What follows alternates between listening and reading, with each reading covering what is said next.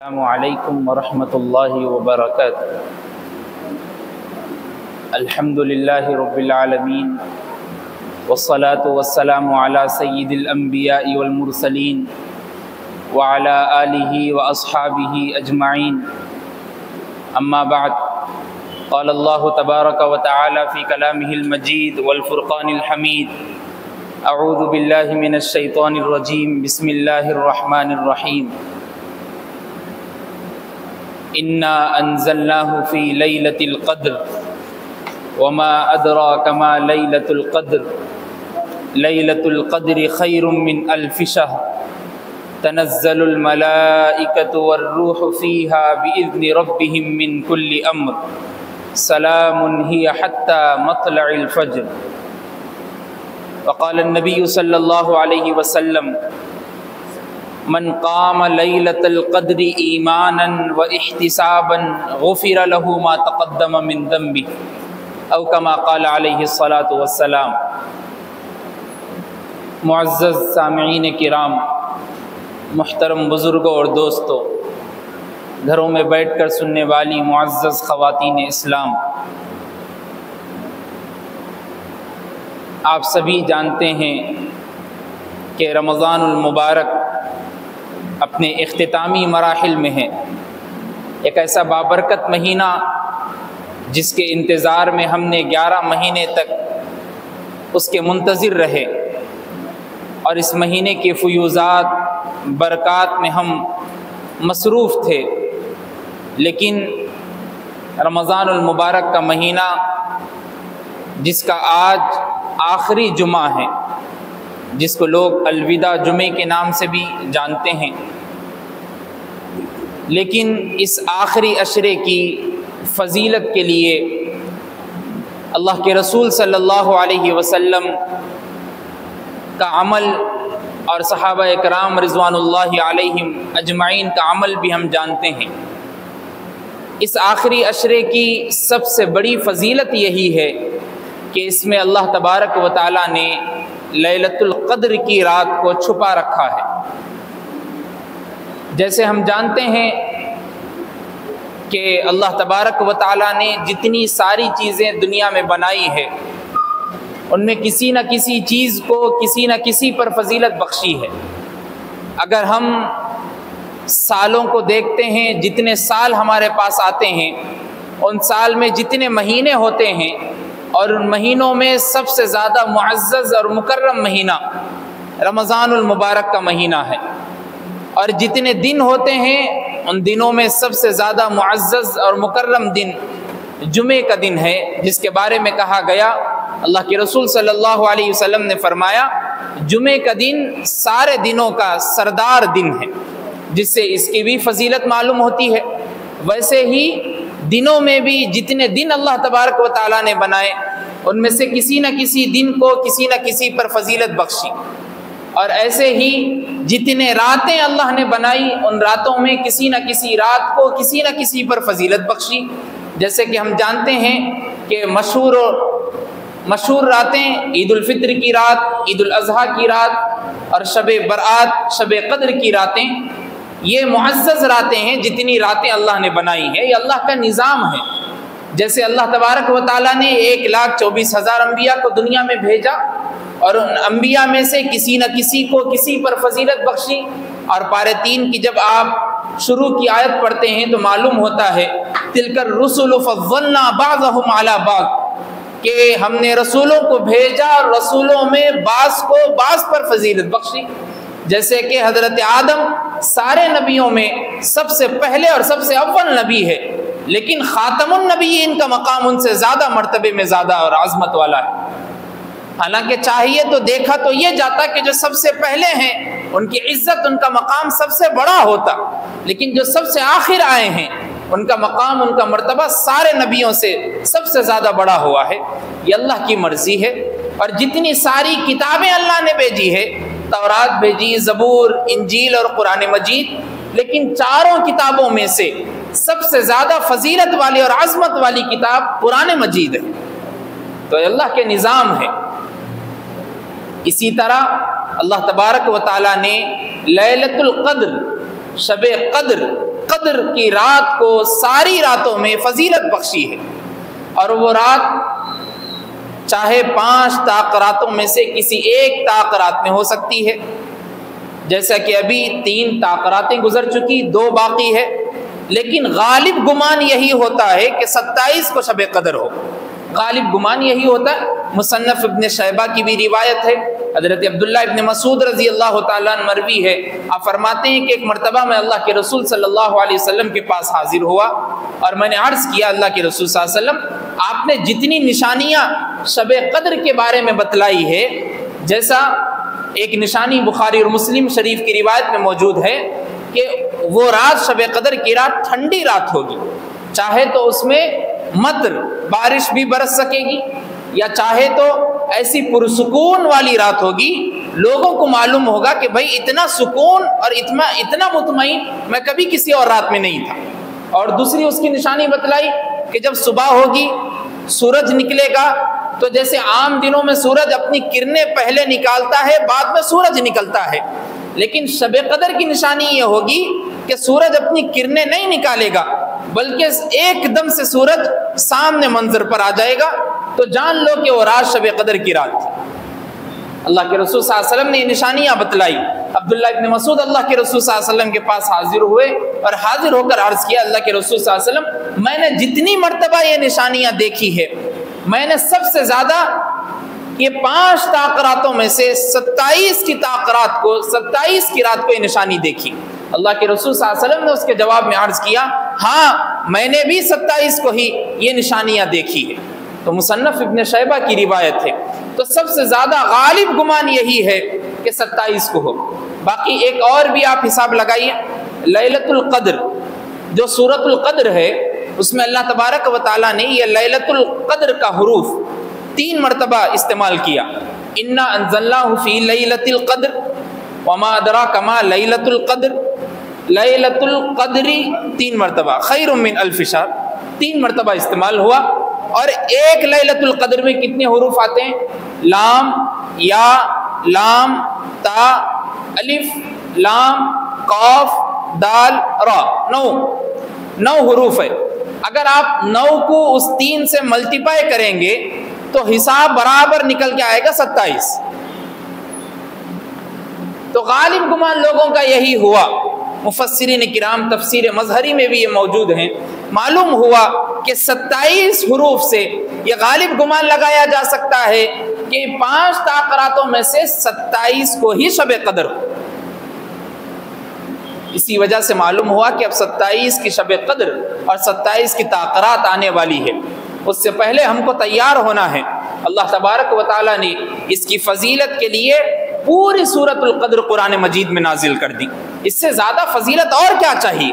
صرف قرآن مجید میں ایک حرف کا آ جانا، ایک ورڈ کا آ جانا، ایک آیت کا آ جانا، آدھی لائن کا آ جانا، آدھی لائن آدھی آیت کا آ جانا بس کافی ہے، لیکن اللہ نے پوری قرآن مجید میں ایک سورت صرف شب قدر کی فضیلت کے لیے اتار دی، اس سے زیادہ فضیلت اور کیا چاہیے؟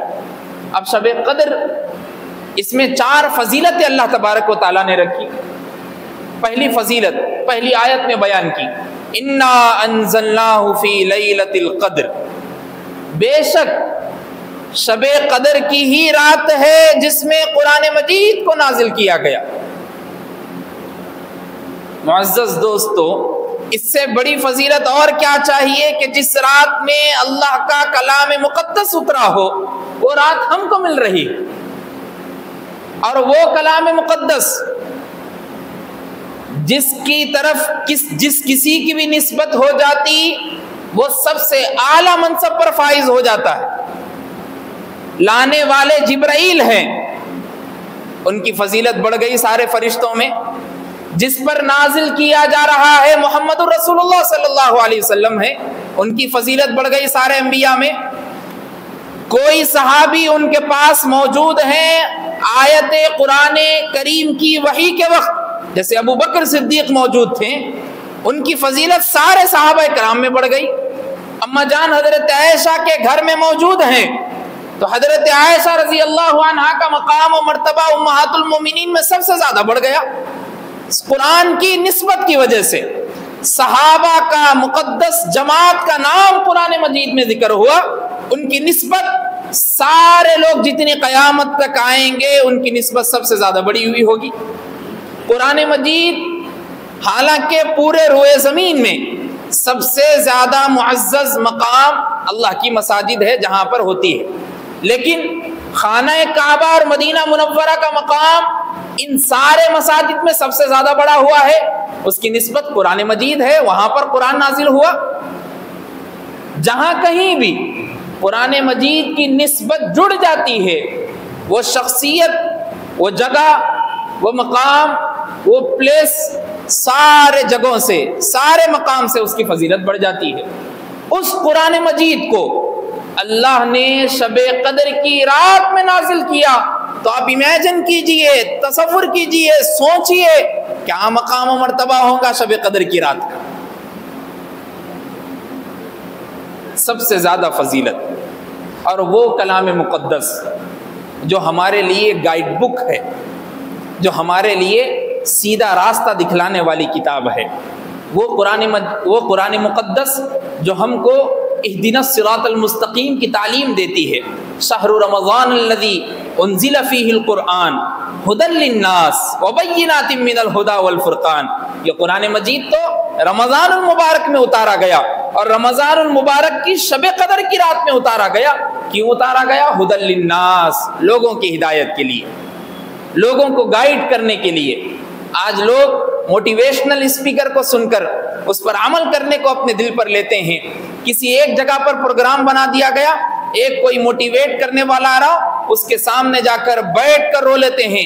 اگر ان کے دل میں قرآن کریم کا مقام و مرتبہ بیٹھ گیا تو قرآن مقدس کی ہر آیت موٹیویٹ کرنے والی ہے، قرآن مجید کا ہر آیت کا ٹکڑا آپ کو سیدھے راستے کی تلقین کرنے والا ہے۔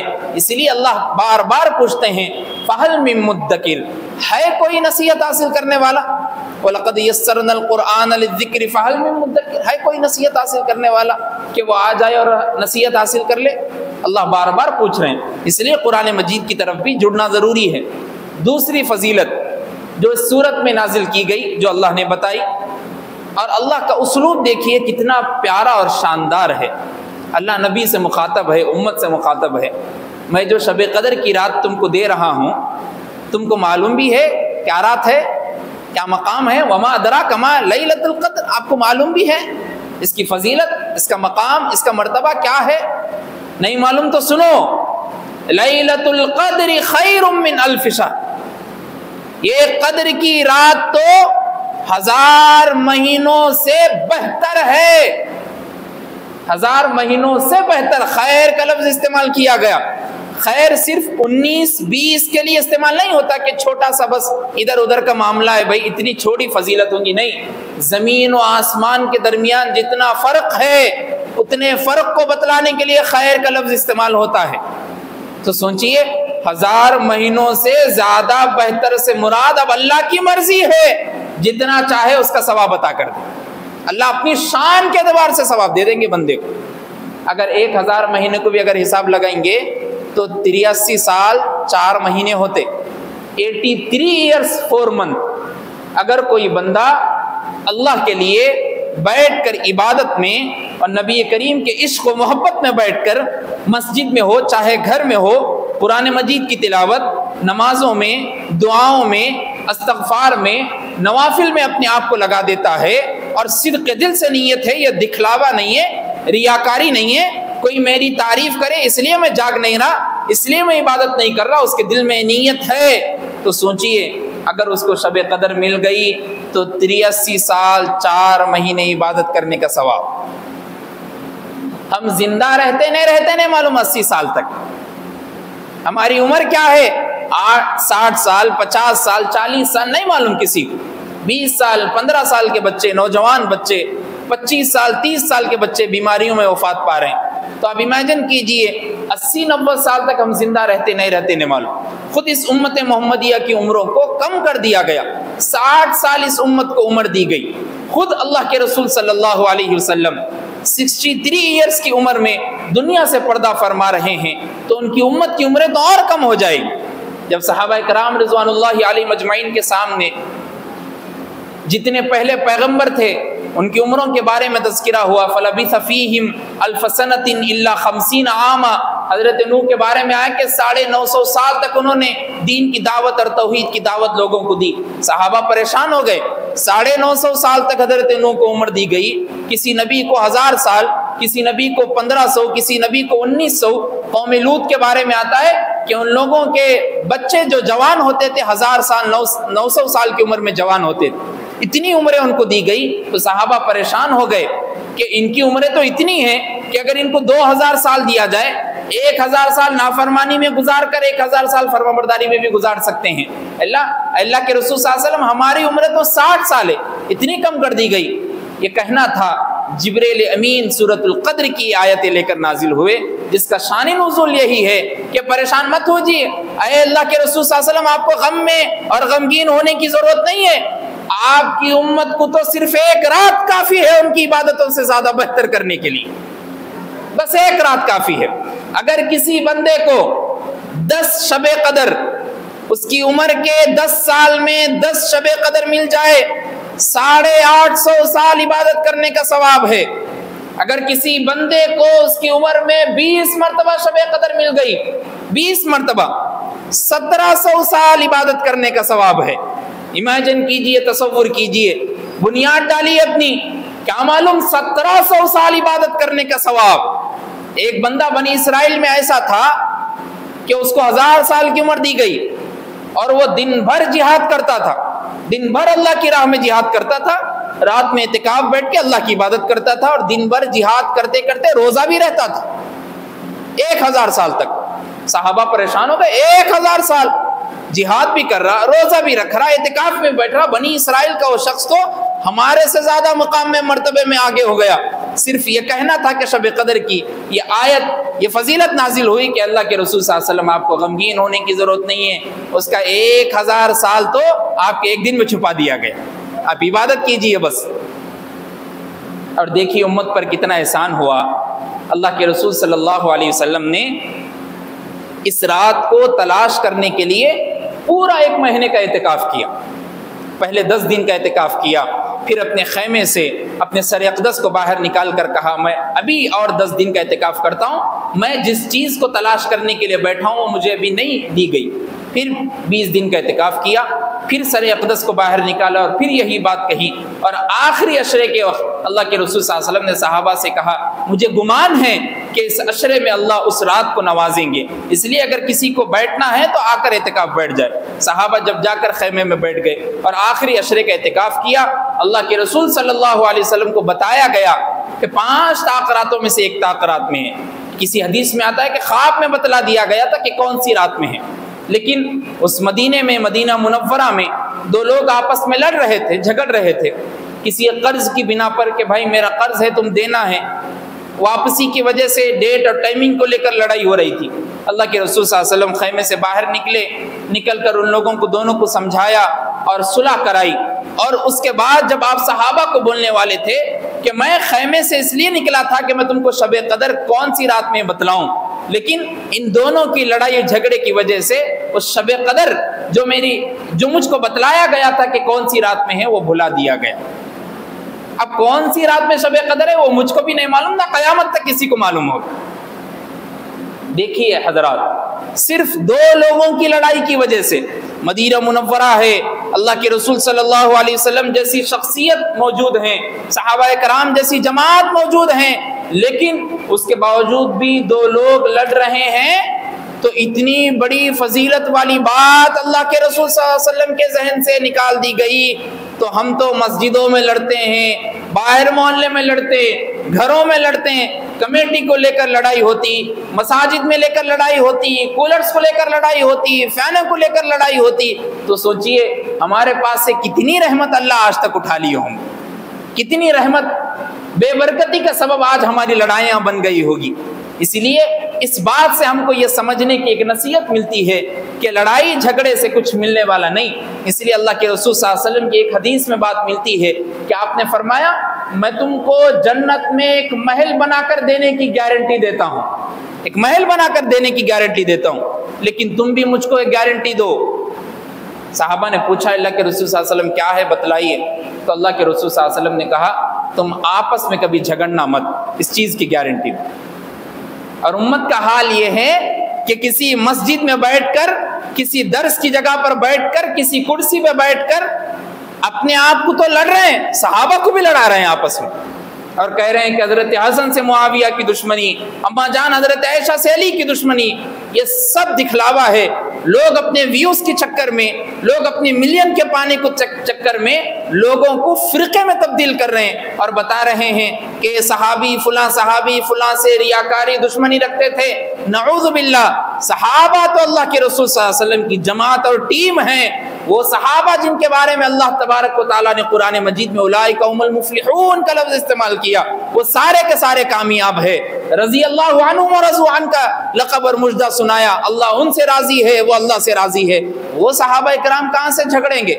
وہ صحابہ کرام کے بیچ میں کہاں سے دشمنی آئے گی؟ یہ سارے لوگ پروپیگنڈے کے طور پر استعمال ہو رہے ہیں، اور اپنے نوجوان بچے، کالجز یونیورسٹیوں میں پڑھنے والے، اسکولز میں پڑھنے والے بچے یوٹیوب پہ دیکھ کر دوسرے دن مول صاحب سے سوال کرتے کہ فلاں مول صاحب کا میں بیان سنا، انہوں ایسا بولے تھے، آپ ایسا بولے، اور بیچ میں دشمنی پیدا ہو۔ اس لیے معزز دوستو، ہم کو لڑائی جھگڑے سے دور رہنا چاہیے جہاں تک ہو سکے۔ مسلمان آپس میں صلح اور ہمدردی کا نام ہے، مسلمان تو آپسی محبت کا نام ہے، مسلمان تو آپسی رشتہ داری قائم کرنے کا نام ہے۔ لڑائی جھگڑے کا نام مسلمان نہیں ہوتا۔ اور اللہ کے رسول صلی اللہ علیہ وسلم نے 1 مہینے تک اعتکاف کیا شب قدر کو پانے کے لیے۔ ہم 1 مہینہ اعتکاف نہیں کر سکتے؟ اللہ کے رسول صلی اللہ علیہ وسلم کو پہلے ہی معلوم تھا، آپ نے کہا کہ 10 دن کا آخر کا اعتکاف کرو۔ پھر کہا اگر کسی کو 10 دن کا اعتکاف نہیں ہوتا، نہیں کر سکتے، کوئی بات نہیں، 5 تاقراتوں میں عبادت کر لو، کسی نہ کسی تاقرات میں تو شب قدر پالیں گے۔ اور ہمارا مسلمان 5 تاقرات تو چھوڑیے، وہ 27 کی شب قدر کو مسجد میں نہا دھو کے تیار ہو کے کپڑے پہن کے آتا، آدھا گھنٹہ 1 گھنٹہ 2 گھنٹے مول صاحب کا بیان سنتا، اس کے بعد وہ پوری رات چبوتروں پر، نکڑوں پر، سڑکوں پر، کٹوں پر بیٹھ کر ڈوسے کھاتے ہوئے، سموسے کھاتے ہوئے، چائیاں پیتے ہوئے، حریص کی حلیم کی بنڈیوں پر ادھر سے ادھر کہاں اچھا مل رہا، کدھر شاپنگ کو جانا ہے، کدھر سے جانا ہے، پوری رات۔ ایسی رات جس کی فضیلت کے بارے میں قرآن مجید میں آیتیں نازل ہوئی، اس رات میں مسلمان کیا کر رہا؟ شب قدر کو تلاش کرنے کے لیے روڈوں پر کرکٹاں کھیل رہا، گلیوں میں کرکٹ کھیل رہا۔ وہ مسلمان جس کو شب قدر کو تلاش کرنے کے لیے مسجد میں بیٹھنے کا حکم دیا گیا، وہ چوراہوں اور چبوتروں پر بیٹھ کر کسی اور کام میں مصروف ہے۔ پولیس والے آ کر گلیوں میں مسلمانوں کو ٹھہر گئے، اس لیے ٹھہر رہے کہ بھائی مسلمان شب قدر کی تلاش میں نکلا، کیا معلوم کس کی گاڑی کا آئینہ پھوڑ دے، کیا معلوم کس کے گھر کا کانچ پھوڑ دے، کیا معلوم کون سے کھمبے کا بلب پھوڑ دے، کون سی گاڑی کے ٹائر کی ہوا نکال دے، کیا معلوم کس کی چیز کون سی چوری کر کے لے کے جائے۔ حالانکہ اس کو تو شب قدر پانے کے لیے مسجد میں بیٹھنا تھا، اب پولیس والے ڈر میں ہیں، کیا معلوم یہ مسلمان شب قدر کو پانے کے لیے نکلا، کیا کچھ کر دیا تو ہماری ذمہ داری، ہم پہلے ہی دیکھتے رہے۔ یہ ہے مسلمانوں کا حال۔ یہ تو مردوں کا ہوا، عورتوں کا تو پوچھے ہی مت۔ اب آخری پورا عشرہ اعتکاف میں بیٹھو بولے تو پورا عشرے کا اعتکاف ان کا مارکیٹ میں ہوتا، وہ میچنگ کو ڈھونڈتے ڈھونڈتے ڈھونڈتے ڈھونڈتے ڈھونڈتے 4 دن 6 دن 10 دن اس میں سے گزر جاتے۔ عید کے دن پہنے کے بعد بھی خواتین گھروں میں بولتی تھوڑی اور محنت کرتی تو برابر کلر جمتا تھا میرے ڈریس سے میرے چوڑی کا، تھوڑی اور محنت کرنا تھا۔ اما اور کیا محنت کرتے؟ پورا رمضان تھا، وہ رمضان تو اعتکاف میں بیٹھ کر، آخری عشرے میں اعتکاف میں بیٹھ کر شب قدر کو تلاش کرتے تھے، تم تک مارکیٹوں میں ڈھونڈتے ہوئے۔ اب جائیے کیا حال ہے چار مینار اور ادھر کے آس پاس علاقوں کا، سب سے زیادہ اگر کوئی دکھائی دیں گے تو برقع پوش خواتین دکھائی دیں گے۔ ایسا معلوم ہوتا کہ صرف رمضان المبارک کا مہینہ شاپنگ کے لیے آ رہا ہے، ایسا معلوم ہوتا ہے کہ رمضان کا آخری عشرہ تو عید کی شاپنگ کا مہینہ۔ یاد رکھیے، جس کسی نے رمضان کے آخری عشرے کو شاپنگ کے لیے استعمال کیا، اس کے لیے عید نہیں ہے، اللہ کے رسول صلی اللہ علیہ وسلم کی وعید ہے، وہ اس کے لیے عید نہیں ہے، خوشی کا دن نہیں ہے، اس کے لیے تو بدبختی کا دن ہے وہ بھی۔ اس لیے معزز دوستو، اصل اس سے پہلے بھی جب رمضان المبارک شروع ہو رہا تھا، میری اس ٹاپک کا اس جمعے میں یہی مضمون تھا کہ اپنی شاپنگ کو رمضان سے پہلے کر لیں، لیکن آج بھی امت کا حال وہی ہے، کھاتے پیتے لوگ ادھر سے ادھر سے، جتنا رمضان المبارک میں کوئی بندہ کھاتا ہے کسی اور عام مہینے میں نہیں کھاتا۔ حالانکہ رمضان آیا کم کھانے کے لیے، کم بولنے کے لیے، کم سونے کے لیے، زیادہ عبادت کرنے کے لیے۔ مسلمانوں کا حال بالکل ان سے الٹا اور برعکس، نئے نئے ایکسپو کیے جا رہے ہیں۔ حیدرآباد میں ایکسپو رکھایا جا رہا ہے، کئی فنکشن ہالوں میں، کئی روڈوں پر، کئی کدھر اور کمپلیکس میں نہ جانے کون سی ہیروئن کو بلایا جا رہا ناچنے کے لیے، گانا گانے کے لیے، فلاں ایکٹر کو بلایا گیا، فلاں سیریل کے اس کو بلایا گیا۔ اپنے حیدرآباد کے کئی لوگ اس میں جوکنگ کرنے والے، مذاق کرنے والے جا کے ٹھہر گئے۔ نوجوانوں سدھر جاؤ، رمضان المبارک کا مہینہ چل رہا، راتوں کا جاگنا اللہ کو پسند، اللہ کے رسول صلی اللہ علیہ وسلم کو پسند تھا۔ اما جان حضرت عائشہ رضی اللہ عنہ فرماتی ہے، بخاری اور مسلم شریف کی روایت ہے، آخری عشرہ جب شروع ہوتا اللہ کے رسول صلی اللہ علیہ وسلم خود بھی عبادت کے لیے جاگتے، اپنی امہات المومنین یعنی ازواج مطہرات کو بھی جگاتے، گھر والوں کو بھی، اور اپنی کمر کو کس کر باندھ لیتے تھے۔ اس سے مراد یہ ہے کہ عبادت، صرف عبادت، اس کے علاوہ کچھ اور نہیں۔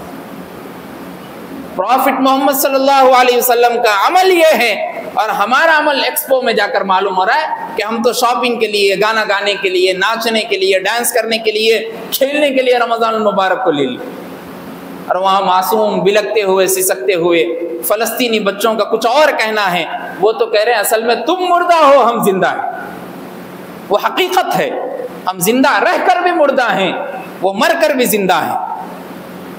ان کی جان فشانی ہے، 3 دن کھانے کے لیے نہیں، افطار کے لیے کھانا نہیں۔ کسی ایک ویڈیو میں دکھایا گیا کہ پتے ابال کر افطاری کی جا رہی ہے، اور یہاں پر افطاری کا منظر تو پوچھئے مت، یہاں سے وہاں تک جو رکھا دیا گیا، اس میں سے ایک کسی بڑے آدمی کو، کسی ذمہ دار کو بلایا گیا، 4 سے 6 2-3 ڈش کھا لیے گئے، باقی کا پورا ویسا ہی رکھا ہوا ہے، کہیں پھینکا جا رہا، کسی کو دیا جا رہا، بے فائدہ چیزیں، بیکار کی چیزیں۔ افطار کرانے کا مطلب یہ ہے کہ آپ افطار کرائیے، کوئی بات نہیں، شاندار افطار کرائیے، لیکن کتنی ضرورت ہے آپ کو بس اتنا ہی استعمال کیجئے۔ بیکاری کی چیز، بیکاری میں پیسہ خرچ کر کے، اس سے بہتر یہ ہے کہ آپ ان فلسطینی معصوم بچوں تک کچھ بھیج سکتے، کسی ذریعے سے بھیج سکتے تو وہاں تک بھیج دیجئے، آپ کا پیسہ منزل تک پہنچ جائے گا۔ ہمارے مسلمانوں کو سوچنا یہ ہے، اس لیے شب قدر جیسی عظیم رات ان امت کو دی گئی اور عطا کی گئی۔ 2 فضیلتیں تو معلوم ہوئی، تیسری فضیلت تنزل الملائکہ والروح فیہا بإذن ربہم من کل امر۔ تیسری فضیلت شب قدر کی یہ ہے کہ اس میں فرشتے نازل ہوتے ہیں، والروح سے مراد جبرائیل امین ہیں۔ جب فرشتوں کے سردار جبرائیل امین نازل ہو گئے تو آپ امیجن کیجئے کتنی معزز رات ہوگی۔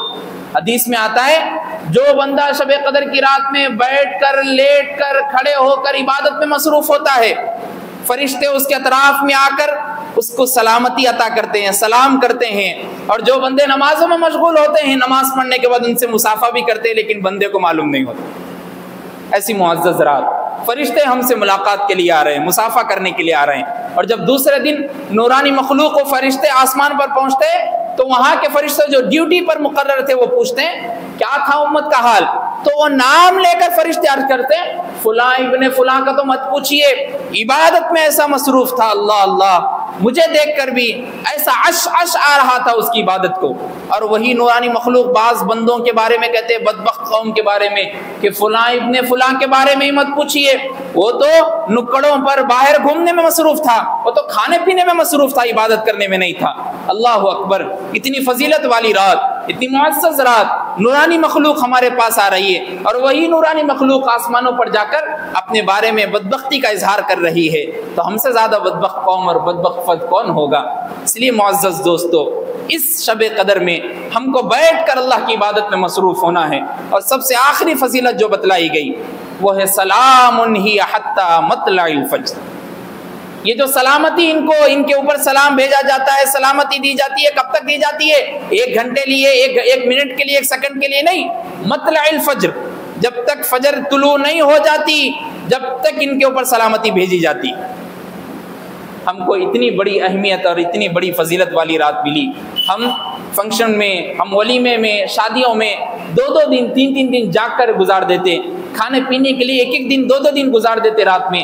ایک دن 5 تاکراتوں میں سے 5 تاکراتیں، اب تو 3 گزر چکی، 2 تاکراتیں اللہ کی عبادت میں جاگ کر نہیں گزار سکتے، اللہ کی عبادت میں بیٹھ کر رو نہیں سکتے، اللہ کی عبادت میں بیٹھ کر گڑ گڑا نہیں سکتے، اللہ کے پاس بیٹھ کر محبت کا ثبوت نہیں پیش کر سکتے، اللہ کے سامنے بیٹھ کر یہ بتا نہیں سکتے کہ اللہ میں صرف آپ کا اور آپ کے محمد الرسول اللہ کا عاشق ہوں، میں آپ پر اور آپ کے محمد الرسول اللہ پر ایمان لانے والا ہوں، میں آپ کے محمد الرسول اللہ کا امتی ہوں. آپ کے محمد الرسول اللہ نے، آپ کے محبوب نے مجھ کو یہ حکم دیا ہے کہ اس رات میں بیٹھ کر تلاش کروں. میں اللہ میں اپنے عشق کا ثبوت دیتا ہوں بیٹھ کر رو کر گڑ گڑا کر. کیا امت کے لوگ، کیا امت کے بندے اس بات کا ثبوت پیش نہیں کر سکتے؟ اگر نہیں کر سکتے تو ہمارے سے بدبخت قوم کوئی اور ہو نہیں سکتی. اس لیے معزز دوستو، شب قدر کی فضیلت اور اس کی اہمیت کو سمجھنا بھی ضروری ہے. ایک اور لاسٹ والی بات، جو شب قدر کی فضیلت پہ تو ہم بات کر لیے، لیکن 5-6 منٹ بعد میں جمعۃ الوداع کی حقیقت پہ بھی بیان کرنا چاہتا ہوں. آج رمضان المبارک کا الوداع جمعہ ہے، یعنی لاسٹ والا جمعہ ہے، جس کو عربی میں الوداع کہا جاتا ہے، کبھی عربی میں فراق بھی کہا جاتا ہے، مل فراق، جدائیگی کا دن. سب سے پہلی بات تو یہ ذہن میں رکھ لے کہ الوداع جمعے کی کوئی فضیلت، کوئی اہمیت نہیں ہے. الوداع جمعے کی کوئی فضیلت، کوئی اہمیت حدیث سے ثابت نہیں.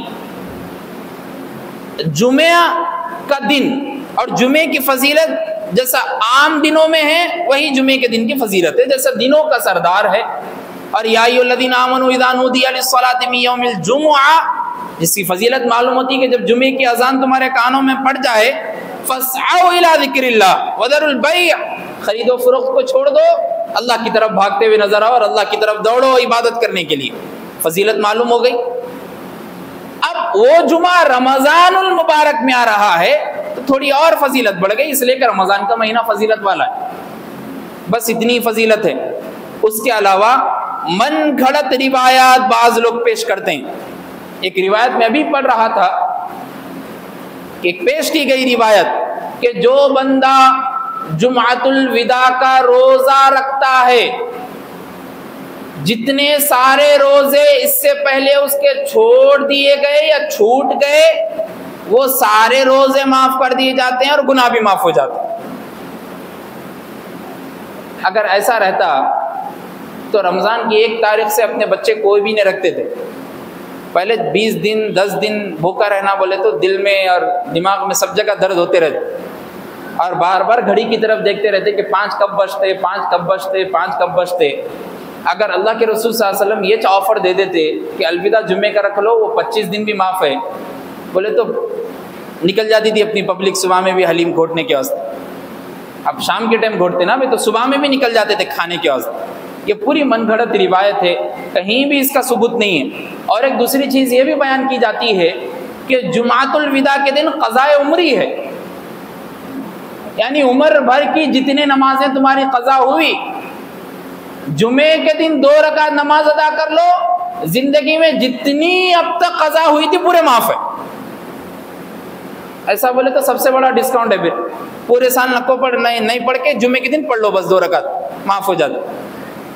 اگر اتنا ہی بولنا رہا تو قرآن مجید میں 43 ٹائمز نماز کی اہمیت پہ بات نہیں ہوتی تھی، حدیث بھری بھی نہیں رہتی تھی نماز کی فضیلت سے.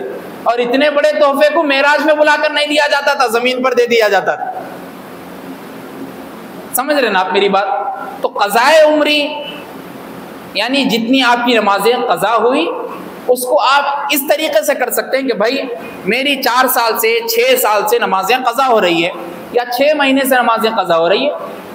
میں نیت کرتا ہوں میرے پہلے سال کے پہلے مہینے کی پہلے دن کی پہلی نماز فجر کی، اور میں پڑھ لیا. اور پھر میں نیت کرتا ہوں پہلے دن کے سیکنڈ نماز دوسری نماز ظہر کی، پڑھ لیا. ایسا کرتے کرتے آپ نماز ادا کر سکتے ہیں. وہ 2 رکعت نماز ادا کر کے پورے کو پورا سال مل جاتا اور نمازیں پوری مل جاتی، یہ پوری بیکار کی باتیں ہیں، کہیں ایسی احادیث موجود نہیں۔ تیسری بات جمعۃ الوداع کو لے کر بہت سارے مساجد میں آپ بھی دیکھتے ہوں گے، ہم بھی دیکھتے، میں بھی سنتا ہوں، آپ بھی سنتے ہوں گے، جمعے کا دن جو الوداع رہتا اس کے فجر کے بعد اور اس کے جمعے کی نماز کے بعد باضابطہ طور پر کھڑے ہو کر سلام عرض کرتے مسجد میں، اور اس میں ایک ہی سلام زیادہ پڑھا جاتا، الوداع الوداع ماہ رمضان، اور رو رو کر پڑھا جاتا۔ اس میں ایک ذہن میں بات رکھ لیں آپ، رمضان ہمارے سے الوداع نہیں ہو رہا، ہم رمضان سے الوداع ہو رہے۔ رمضان تو قیامت تک آنے والا ہے ہی نہیں ہے، رمضان تو قیامت تک آنے والا ہے، ہم رہتے کیا قیامت تک؟ ہم رہتے، کسی کے پاس گارنٹی کارڈ ہے تو ذرا بتا دیجئے میرے کو، ہم رہتے قیامت تک؟ نہیں رہتے۔ رمضان ہمارے سے الوداع نہیں ہو رہا، رمضان تو ہر سال آئیں گا، لیکن ہم رہیں گے نہیں رہیں گے اس کی گارنٹی نہیں معلوم۔ تو اس میں الوداع مل فراق کے جملے کہنا بھی غلط ہے۔ اب دیکھیے اللہ کے رسول صلی اللہ علیہ وسلم کی حدیث ہے، روزے دار کو دو خوشیاں ملتی، اللہ کے رسول صلی اللہ علیہ وسلم فرما رہے روزے دار کو دو خوشیاں ملتی، صحیح روایت۔ ایک خوشی جب وہ افطار کے وقت اپنے گلے میں ٹھنڈا پانی اتارتا یا کھجور کھاتا، ہے نہیں، حدیث سنے ہوں گے آپ کئی مرتبہ۔ روزہ کھولنے پر خوشی کا اظہار ہے، روزہ کھولنے پر خوشی کا اظہار ہے، تو رمضان کے جدا ہونے پر بھی خوشی ہے، اس لیے دوسرے دن عید دے رہے۔ رمضان گزرنے پر بھی بندہ ایک رمضان سے لے کے 30 رمضان تک 29 رمضان تک روزہ رکھا، تراویح پڑھا، صلاۃ التسبیح پڑھا، صلاۃ التہجد پڑھا، نوافل کی پابندی ہوئی، جھوٹ سے بچا، غیبت سے بچا، کینے سے بچا، چغلی سے بچا، لڑائی جھگڑے سے بچا، منافقت سے بچا، دشمنی سے بچا، خاندانوں میں لڑائی ہو رہی تھی اس سے بچا، قرض میں کوئی ڈوبا ہوا تھا اس کو تھوڑا قرض دے دیا، زکوٰۃ نکالا، انفاق فی سبیل اللہ کرا، صدقہ فطر ادا کر دیا، اپنے مال سے صدقہ نکال دیا، سارے اچھائی کا کام کر رہا، تو اللہ خوش ہو کے رمضان کے اینڈنگ پہ شوال کا پہلا دن عید بول کے دے رہے۔ اگر غمگین رہنا ہوتا تو عید تھوڑی دیتے تھے، بولتے تھے کہ اب دوسرا دن پورا رونا ہے بیٹھ کے، اس لیے کہ رمضان جدا ہوگا، نہیں ہے۔ اس لیے باضابطہ طور پہ رمضان کو الوداع ماہ رمضان بول کر کہنا صحیح نہیں ہے۔ کئی جگہوں پر دیکھا جاتا، واٹس ایپ پہ اسٹیٹس لگا لیتے لوگ، الوداع الوداع ماہ رمضان، الوداع ماہ رمضان، الوداع ہم ہیں، رمضان تو آنے والا ہے۔ اس لیے معزز دوستو، رمضان المبارک کے الوداع جمعے سے یہ بات بھی ذہن میں رکھ لینا ضروری ہے۔ اللہ سے دعا کیجئے کہ اللہ ہم سب کو کہنے سننے سے زیادہ عمل کی توفیق عطا فرمائے۔ وآخر دعوانا